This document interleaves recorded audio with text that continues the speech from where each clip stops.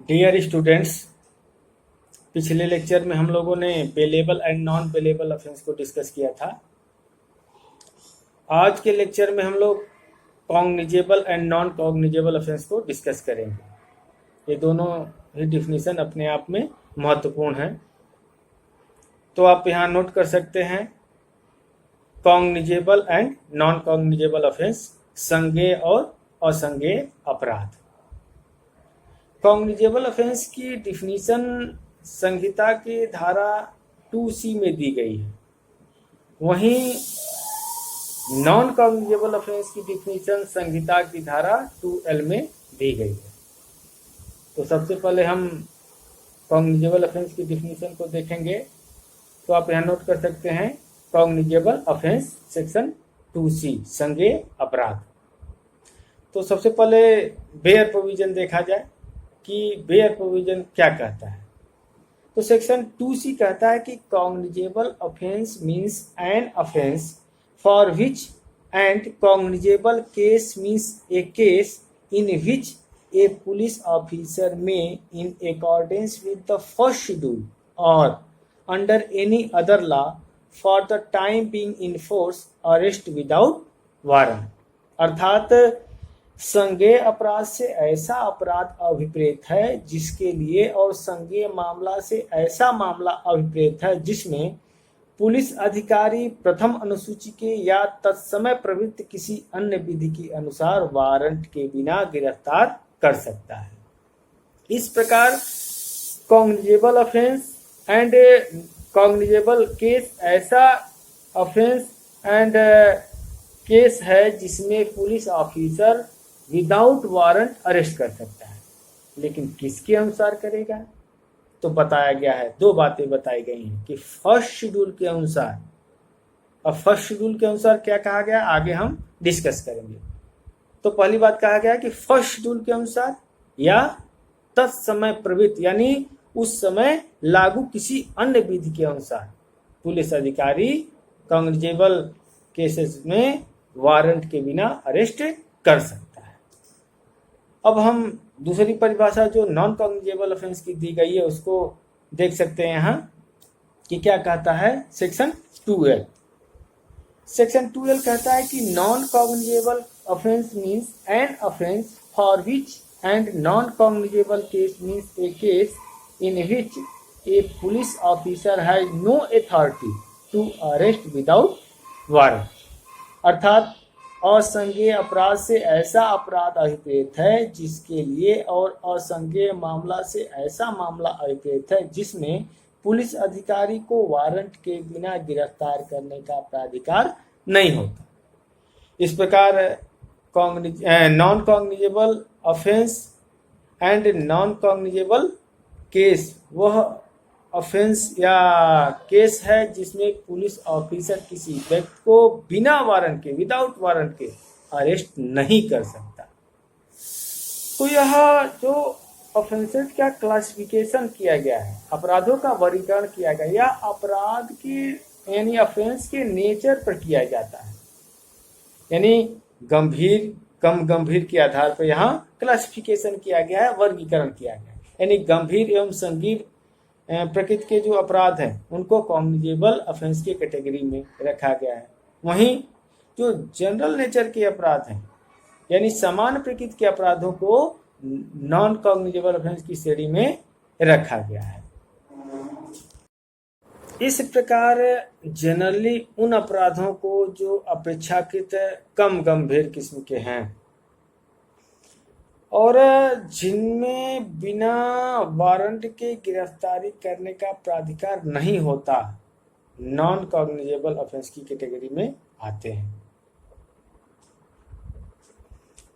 CrPC में यह determine करने का कोई मापदंड या पैमाना नहीं बताया गया है कि किस अपराध को या मामला को कॉग्निजेबल ऑफेंस या नॉन कॉग्निजेबल ऑफेंस या केस कह सकते हैं। वैसे जनरली यह तो कहा जा सकता है कि हर गंभीर अपराध को कॉग्निजेबल ऑफेंस या केस की कैटेगरी में रखा गया है, परंतु कॉग्निजेबल एंड नॉन कॉग्निजेबल को दंड प्रक्रिया संहिता के प्रथम अनुसूची में स्पष्ट किया गया। जो हमारी सीआरपीसी है उसके फर्स्ट शेड्यूल में स्पष्ट किया गया, बताया गया है कि कौन से अपराध संज्ञेय होंगे और कौन से असंज्ञेय।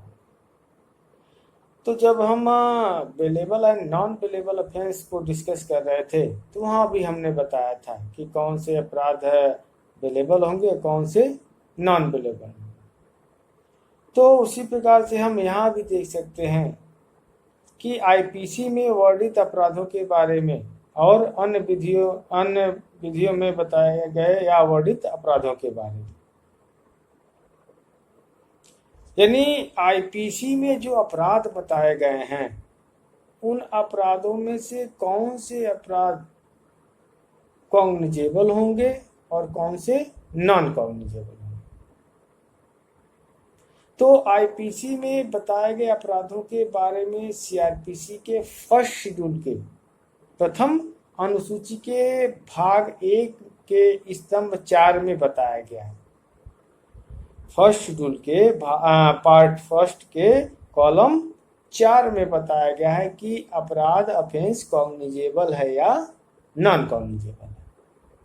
यानी आईपीसी में वर्णित कौन सा अपराध कॉग्निजेबल है या कौन सा नॉन कॉग्निजेबल है, इसको देखने के लिए हमें क्या करना होगा, सीआरपीसी के फर्स्ट शेड्यूल के पार्ट 1 के कॉलम 4 को देखना होगा कि आईपीसी में वर्णित कौन सा अपराध कॉग्निजेबल है और कौन सा नॉन कॉग्निजेबल है। तो जब हम सीआरपीसी का जो फर्स्ट शेड्यूल है और उसका जो पार्ट फर्स्ट है उसको जब देखते हैं तो उसमें टोटल 6 कॉलम बनाए गए हैं। तो जैसा कि हमने बताया भी है पिछले लेक्चर में कि जो 5वां कॉलम है यानी स्तंभ 5वां जो है उसमें बेलेबल और नॉन बेलेबल ऑफेंस के बताया गया कि कौन सा आईपीसी में वर्णित अपराध बेलेबल होगा, कौन सा नॉन बेलेबल।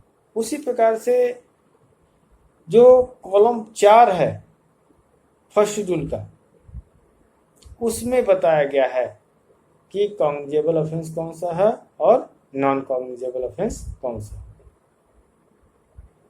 अब हम अन्य विधियों में वर्णित अपराधों के बारे में देखेंगे कि अन्य विधियों में वर्णित अपराध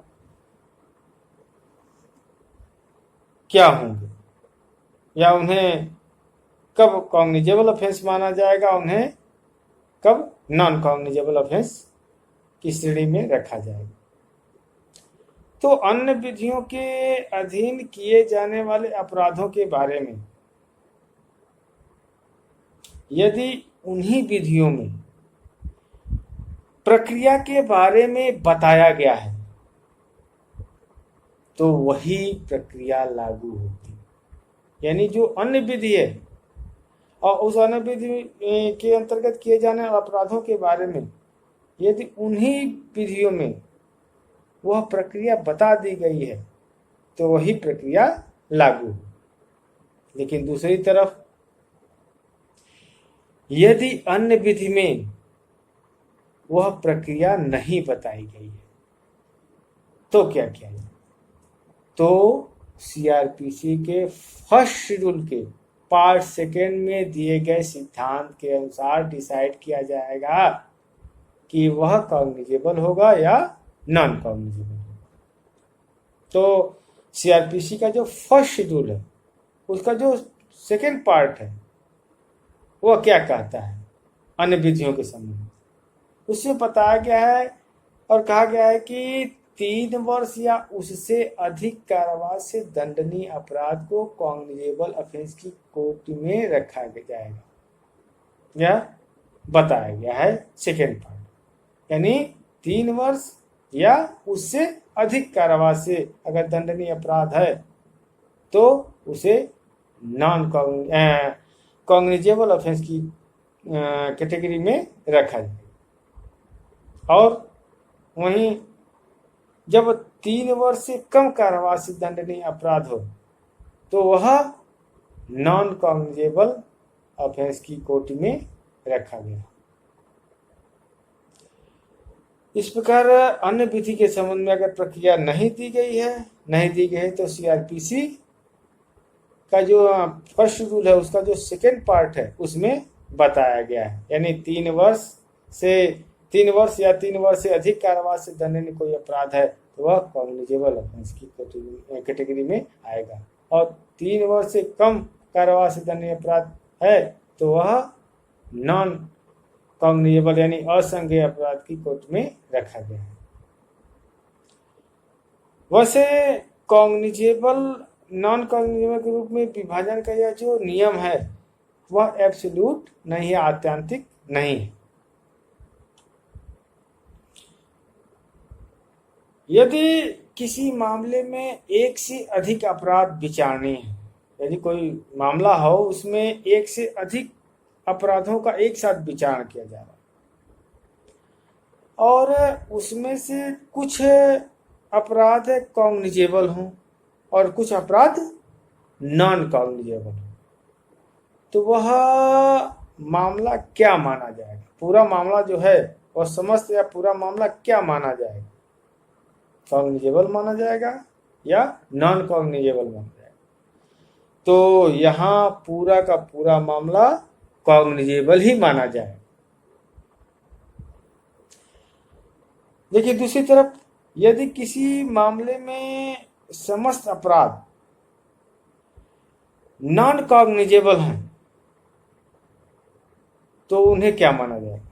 तो वहां उन्हें नॉन कॉग्निजेबल ही माना जाएगा। ऐसा नहीं हो सकता कि सभी मामलों के लिए जो दिया जाने वाला दंडादेश है उनको जोड़ करके मामले को कॉग्निजेबल डिक्लेयर कर, ऐसा नहीं किया जाए। जो सेक्शन 2C में पुलिस को पावर दिया गया है क्या करने के लिए कि किसी व्यक्ति को बिना वारंट के अरेस्ट कर सकता है, विदाउट वारंट अरेस्ट कर सकता है। यहाँ पुलिस को यह शक्ति दी गई है। इसी प्रकार की एक शक्ति सेक्शन 156 के अंतर्गत भी दी गई और कहा गया कि मजिस्ट्रेट के किसी आदेश या निर्देश के बिना भी इस तरह के मामले का इन्वेस्टिगेशन कर सकता है। यानी कॉग्निजेबल ऑफेंस से संबंधित कोई मामला है तो पुलिस अधिकारी मजिस्ट्रेट के आदेश के बिना ही उसका इन्वेस्टिगेशन या उसका अन्वेषण कर सकता है। यह पावर है पुलिस को 156 के अंतर्गत। संज्ञेय अपराध के मामले में पुलिस अधिकारी अपनी इस शक्ति का प्रयोग एक लीगल ड्यूटी के रूप में करता है।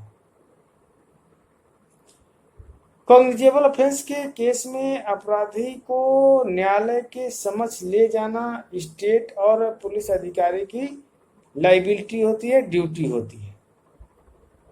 वहीं नॉन कॉग्निजेबल ऑफेंस के केस में पुलिस अधिकारी जनरली बिना वारंट के गिरफ्तारी नहीं कर सकता, जैसा कि सेक्शन 2L में हमने पढ़ा। लेकिन हमने यहाँ एक शब्द समानता लगाया तो कुछ अपवाद भी होंगे, अभी आगे डिस्कस करते हैं। यानी नॉन कॉग्निजेबल ऑफेंस के केस में police officer generally without warrant के गिरफ्तारी नहीं कर सकता। ऐसे अधिकारी का न तो यह कर्तव्य ही और न ही उसको यह शक्ति ही प्राप्त है कि वह किसी जुडिशियल मजिस्ट्रेट के प्राधिकार के बिना इस तरह के मामले का इन्वेस्टिगेशन कर सके। ऐसा प्रावधान सीआरपीसी के सेक्शन 155 क्लास 2 में दिया गया। यानी बिना वारंट के गिरफ्तारी नहीं कर सकता, वह सेक्शन 2L में बताया गया है। और साथ ही साथ 155 क्लास 2 को जब देखेंगे तो इसमें बताया गया है कि मजिस्ट्रेट के प्राधिकार के बिना इस तरह के मामले का इन्वेस्टिगेशन नहीं कर सकता पुलिस अधिकारी। यानी मजिस्ट्रेट जब आदेश करेगा तो ही कर सकता, अन्यथा नहीं करेगा। लेकिन इसका एक अपवाद भी है कि कब पुलिस अधिकारी बिना वारंट के नॉन कॉग्निजेबल ऑफेंस के मामले में भी बिना वारंट के अरेस्ट कर सकता है। तो जब हम सेक्शन 42 देखते हैं तो उसमें बताया गया है कि यदि पुलिस अधिकारी के समक्ष नॉन कॉग्निजेबल ऑफेंस किया जाता है, असंज्ञेय अपराध किया जाता है, अथवा पुलिस अधिकारी के प्रेजेंस में, उपस्थिति में किसी व्यक्ति पर नॉन कॉग्निजेबल ऑफेंस का अभियोग लगाया जाता है और ऐसा व्यक्ति अपना नाम और निवास बताने से इनकार करता है, अपना नेम एंड रेजिडेंस बताने से इनकार करता है, तो ऐसे व्यक्ति को उस अधिकारी द्वारा बिना वारंट के ही गिरफ्तार किया जा सकता है। क्या करने के लिए? ताकि उसका नाम और पता निर्धारित किया जा सके। इस प्रकार यह एक प्रकार से अपवाद बताता है कि नॉन कॉग्निजेबल ऑफेंस के केस में भी बिना वारंट के गिरफ्तार किया जा सकता है। अब एक और महत्वपूर्ण चीज जान लेना आवश्यक है, हालांकि शुरुआती दौर में इसकी चर्चा करनी चाहिए थी, लेकिन यहाँ कर देते हैं कि जब हम डिफिनीशन क्लास में कॉग्निजेबल और नॉन कॉग्निजेबल ऑफेंस को डिस्कस कर रहे थे तो उसमें cognizable offence and cognizable case, उसी प्रकार non cognizable offence and non cognizable case शब्द आए थे। तो यहाँ जो ऑफेंस एंड केस यानी अपराध और मामला, क्या दोनों एक ही हैं या दोनों में कुछ अंतर है? यानी क्या यह पर्यायवाची है, सिनोनिम है? तो आप कह सकते हैं कि अपराध और मामला शब्द पर्यायवाची नहीं है। अपराध की सूचना मिलने पर ही थाने में मामला कोई दर्ज होता है। अपराध जब कोई होता है, कोई घटना घटती है, तो उसको सूचना मिलने पर थाने में क्या होता है? मामला दर्ज होता है। अब मामले का जो संबंध है किसी घटना से, उस घटना में एक या अधिक अपराध हो सकते हैं, यानी जो मामला है उसका किसी न किसी घटना से ही संबंध होगा और उस घटना में एक भी अपराध हो सकता है और एक से अधिक अपराध हो सकते हैं। अब हम cognizable and non cognizable offence के डिफरेंस को देखेंगे, तो आप यहाँ नोट कर सकते हैं difference between cognizable and non cognizable offence, संज्ञेय और असंज्ञेय अपराध में अंतर। पहला डिफरेंस हम डिफिनीशन के आधार पर कर सकते हैं और कहा जा सकता है कि कॉग्निजेबल ऑफेंस गंभीर एवं संगीन प्रकृति के होते हैं, वहीं non cognizable offence general nature के होते हैं, सामान्य प्रकृति के होते हैं। एक यह भी अंतर किया जा सकता है धारा के आधार पर, सेक्शन के आधार पर, कि कॉग्निजेबल ऑफेंस को सेक्शन 2C में डिफाइन किया गया है और सेक्शन 2L में नॉन कॉग्निजेबल को। हालांकि महत्वपूर्ण डिफरेंस इसको नहीं कर सकते, सामान्य अंतर कर सकते हैं। तीसरा जो है अरेस्ट के संबंध में अंतर कर सकते हैं, गिरफ्तारी के संबंध में अंतर कर सकते हैं कि कॉग्निजेबल ऑफेंस में पुलिस एक्यूज को बिना वारंट के गिरफ्तार कर सकती है, वहीं नॉन कॉग्निजेबल ऑफेंस में पुलिस एक्यूज को बिना वारंट अरेस्ट नहीं कर सकती। अगला अंतर हम इन्वेस्टिगेशन के आधार पर कर सकते हैं, अन्वेषण के आधार पर कर सकते हैं कि कॉग्निजेबल ऑफेंस में पुलिस अधिकारी मजिस्ट्रेट के आदेश के बिना इन्वेस्टिगेशन कर सकता है, जैसा कि सेक्शन 156 में बताया गया है। वहीं नॉन कॉग्निजेबल ऑफेंस में पुलिस ऑफिसर मजिस्ट्रेट के आदेश से ही इन्वेस्टिगेशन कर सकता है, यानी बिना मजिस्ट्रेट के आदेश की इन्वेस्टिगेशन नहीं कर सकता, जैसा कि हमने पीछे अभी सेक्शन 155 क्लास 2 को बताया। अगला अंतर हम सूचना के आधार पर कर सकते हैं कि कॉग्निजेबल ऑफेंस के संबंध में दी गई सूचना को फर्स्ट इंफॉर्मेशन रिपोर्ट, प्रथम सूचना रिपोर्ट, जिसको हम FIR कहते हैं, वहीं नॉन कॉग्निजेबल ऑफेंस के संबंध में जो सूचना दी जाती है उसको हम NCR, नॉन कॉग्निजेबल रिपोर्ट, असंज्ञेय रिपोर्ट कहते हैं। अगला अंतर हम पनिशमेंट के आधार पर कर सकते हैं। कॉग्निजेबल ऑफेंस के संबंध में कह सकते हैं कि जनरली 3 वर्ष या 3 वर्ष से अधिक कारावास से दंडनीय अपराध को संज्ञेय अपराध माना जाता है। जनरली हमने शब्द यूज किया है तो इसके अपवाद भी होंगे। दूसरी तरफ नॉन कॉग्निजेबल ऑफेंस के संबंध में हम कह सकते हैं कि जनरली नॉन कॉग्निजेबल ऑफेंस के केस में 3 वर्ष से कम या केवल जुर्माने से दंडनीय मामला नॉन कॉग्निजेबल ऑफेंस होता है। अगला अंतर हम कंप्लेंट के आधार पर कर सकते हैं, परिवाद के आधार पर कर सकते हैं। कॉग्निजेबल ऑफेंस में कार्रवाई करने के लिए कंप्लेंट की आवश्यकता नहीं होती, परिवाद की आवश्यकता नहीं होती। वहीं नॉन कॉग्निजेबल ऑफेंस में कार्रवाई का प्रारंभ ही परिवाद से होता है।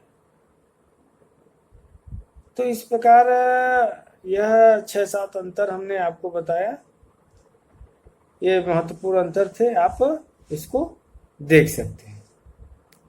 यहाँ एक क्वेश्चन अराइज होता है कि सभी संज्ञेय अपराध अजमानती होते हैं। इसको आप नोट भी कर सकते हैं, क्वेश्चन को कभी कभी पूछा भी जाता है कि सभी संज्ञेय अपराध अजमानती होते हैं, सभी कॉग्निजेबल ऑफेंस नॉन बेलेबल होते हैं और सभी नॉन कॉग्निजेबल ऑफेंस असंज्ञेय अपराध बेलेबल होते हैं, जमानती होते हैं। क्या यह कथन सत्य है? तो इसका आप आंसर दे सकते हैं कि सामान्यतः सभी कॉग्निजेबल ऑफेंस नॉन बेलेबल होते हैं और सभी नॉन कॉग्निजेबल ऑफेंस बेलेबल होते हैं। लेकिन जो यह स्टेटमेंट है, यह कथन जो है पूर्ण रूप से सत्य नहीं है। IPC के अंतर्गत डिफाइन ऐसे अपराध हैं जो कॉग्निजेबल होते हुए भी बेलेबल होते हैं, वहीं दूसरी तरफ नॉन कॉग्निजेबल होते हुए भी नॉन बेलेबल होते हैं। उदाहरण के रूप में आप अपनी संहिता के शेड्यूल फर्स्ट के पार्ट फर्स्ट में देख सकते हैं। इस प्रकार यदि अपराध को IPC के तहत डिफाइन किया गया है, परिभाषित किया गया है, तो वह कॉग्निजेबल है या नॉन कॉग्निजेबल है, इसे फर्स्ट शेड्यूल के पार्ट फर्स्ट के कॉलम 4 से ही ज्ञात किया जा सकता है। इसी प्रकार वह बेलेबल है या नॉन बेलेबल है, इसको हम शेड्यूल फर्स्ट के पार्ट फर्स्ट के कॉलम 5 से ज्ञात कर सकते हैं। दूसरी तरफ यदि अपराध अन्यविध में परिभाषित है तो दंड की मात्रा से कॉग्निजेबल या नॉन कॉग्निजेबल, इसी प्रकार बेलेबल या नॉन बेलेबल होगा, इसको हम देख सकते हैं। इस प्रकार यह टॉपिक यहीं समाप्त हुआ। अगले लेक्चर में अगले डेफिनेशन को देखेंगे। धन्यवाद।